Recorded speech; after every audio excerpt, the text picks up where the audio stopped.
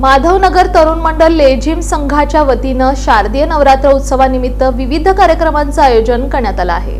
शारदीय नवरात्र उत्सवानिमित्त प्रतिवर्षाप्रमाणे यंदाच्या वर्षीही माधवनगर तरुण मंडळ लेझिम संघाच्या वतीनं मोठ्या उत्साहात मिरवणुकीद्वारे शक्तीदेवीची प्रतिष्ठापना करण्यात आली।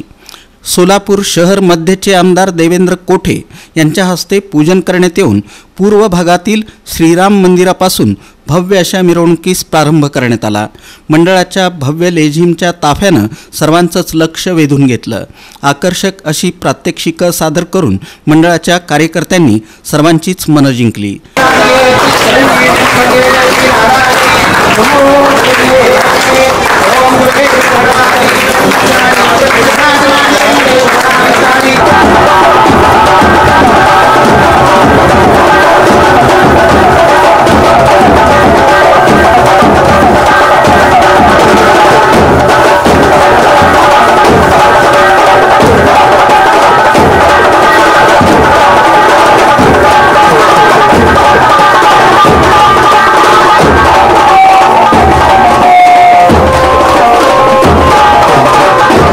यावेळी मंडळाचे अध्यक्ष सत्यनारायण कुरापाटी, कार्याध्यक्ष सुधाकर वडनाल, उपाध्यक्ष अंबादास गडगी, सचिव हरीश गोरंटला, सहसचिव गणेश गड्डम, खजिनदार रमेश गरदास, सहखजिनदार साईनाथ यनगंदुल, मिरवणूक प्रमुख रोहन गाजुल, लेझिम प्रमुख गणेश मामड्याल, उपलेझिम प्रमुख तरुण मादास, प्रसिद्धी प्रमुख महेश गड्डम, चेअरमन नरसय्या सुंचू, विश्वस्त विजय गोरंटला, देवीदास कुरापाटी, विठोबा मोने आदींची उपस्थिती होती।